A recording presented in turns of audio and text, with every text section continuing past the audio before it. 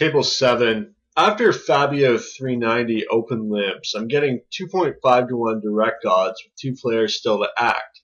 Typically, and my opponent's statistics indicate that they fit into the category of quote-unquote normal poker players, people do not frequently raise from the blinds, in part because they do not generally raise all that often, and also because of the positional difficulties they will be facing after the flop.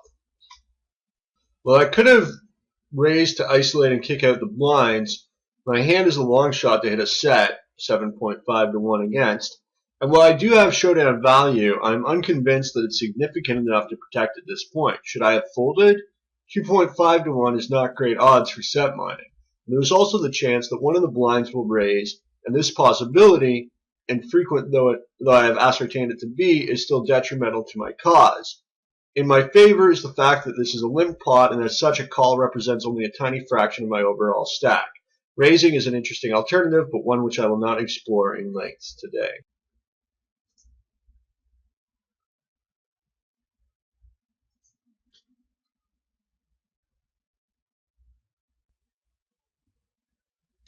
The situation is roughly the same as the last before the flop.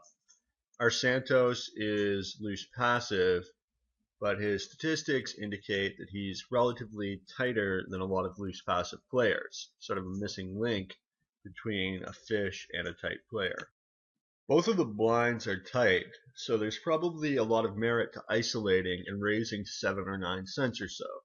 This plan of action is only disastrous the rare, I estimate around 10% time, that one of these three players decides to 3-bet my raise.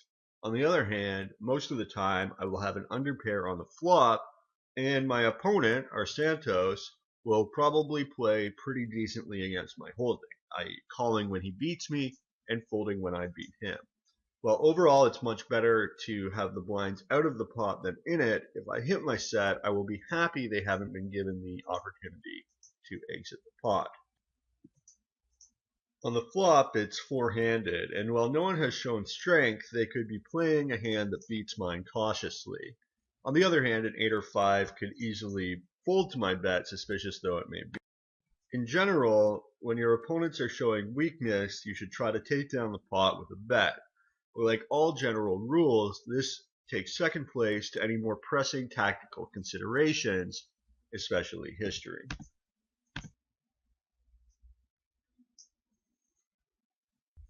I had some misgivings about this hand. My opponent's statistics indicate that he's very tight over a decent sample size.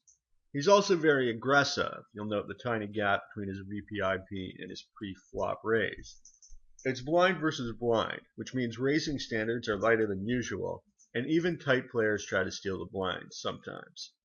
By the time he shovels all in, I'm getting just shy of 2 to 1 pot odds. So the times that he has ace-king, ace-queen, etc., and I'm a slight favorite, should hopefully balance out the times he's got 8-8 plus. It seems unlikely that he would shove in with many hands I'm crushing, such as 5-5, although it's possible since this is blind versus blind, and there is the unresolved question of what he would do with king-queen and the like. One thing to remember is there are many more combos of unpaired hands than paired hands.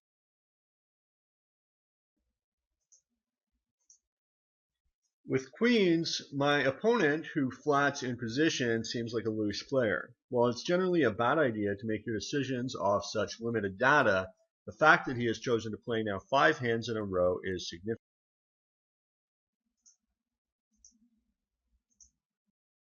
Out of position on this dry flop, betting seems like a better option than check calling. My opponent might have, at this point, virtually any 2 cards. And needless to say, I do much better than a random hand on this board.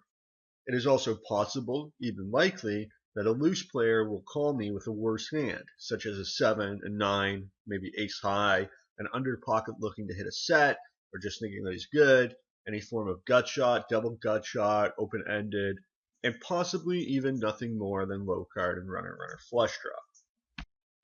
Just because my opponent called on the flop doesn't mean I'm beat. He hasn't raised yet, and against a loose range, this hand is still subjectively strong. The turn, the 5 of hearts, improves some hands to 2 pair and gives 8-6 the nuts, but it's important to bet to protect my hand and also to continue building a pot. I'm still probably a favorite to win. Betting here practically pot commits me. The river is a fairly bad card. A 6 is certainly feasible for my opponent, or even 2 pair with the 8. A lot of straight draws got there, and I have no idea really how my opponent plays, aside from my possibly incorrect assumption that he is super loose. I have only about half pot left, and I think it's a close decision between check call, check fold, and push all in.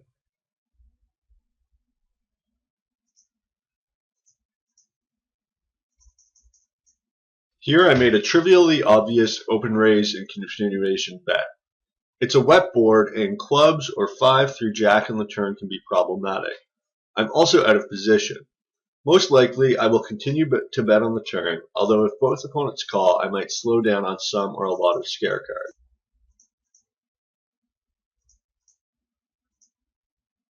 The 5 isn't that terrible, and it's heads up with just over 1 pot size bet left. There is only one move.